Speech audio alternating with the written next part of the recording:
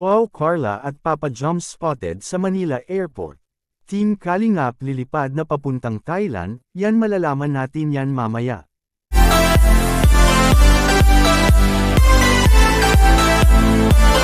Isa namang mapalang araw sa inyong lahat mga Kalingap, sana po ay lagi kayong nakasuporta sa aking ginagawang reaction video.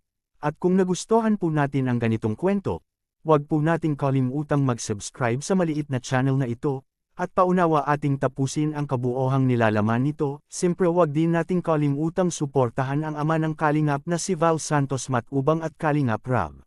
Carla at Papa Joms kuhang-kuha mga Kalingap sa Manila Airport. Spotted na naman si Carla at Papa Joms na magkasama laging mga Kalingap. Pero bago natin ito ipagpatuloy, sa wakas tuloy na ang kanilang biyahe mga Kalingap papuntang Thailand kasama ang Team Kalingap at ang Jomscar. Kakainggit naman ang ganitong bakasyon o travel mga Kalingap na makapunta tayo sa ibang lugar katulad na lang ni Carla ngayon. Na ito ang kauna-unahang pagkakataon ni Carla na makapag-travel sa malayong lugar mga Kalingap. Sobrang na-excite na po si Carla mga Kalingap sa kanyang nadarama ngayon na maka-experience ito na mag-travel sa ibang bansa kasama ang Team Kalingap. Dahil dito malaki ang pasasalamat ni Carla sa nagsagot nito sa travel papuntang Thailand sa mga taong nag-sponsor para matuloy ang biyahe ni Carla mga Kalingap.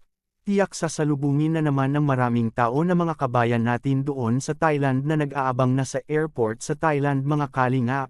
Na makita at may akap nila ang kanilang mga idolo na lagi nilang pinapanood sa mga video kay Kalingap Rab. Tiyak marami na namang mga blessing ang matatanggap ni Carla sa kanyang mga tagahanga nito sa Thailand. Samantala Carla at Papa Joms spotted sa Manila Airport, nakuhang-kuha ang dalawa na magkasabay at magkasama habang naghihintay sa oras ng kanilang paglipad nito, dahil mamaya na ang kanilang paglipad o pag-alis sa Manila Airport. Sapagkat binahagi na sa ating Papa Joms sa kanyang live na mamaya na daw ang kanilang paglipad mga Kalingap. Kaya abang-abang na lang tayo sa mga bagong update kay Baby Carla at Papa Joms doon pag nasa Thailand na sila.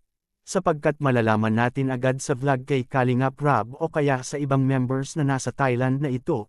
Alam kong marami na ang naghihintay dyan o nag-aabang na makita ang Jomscar sa magaganap doon sa Thailand.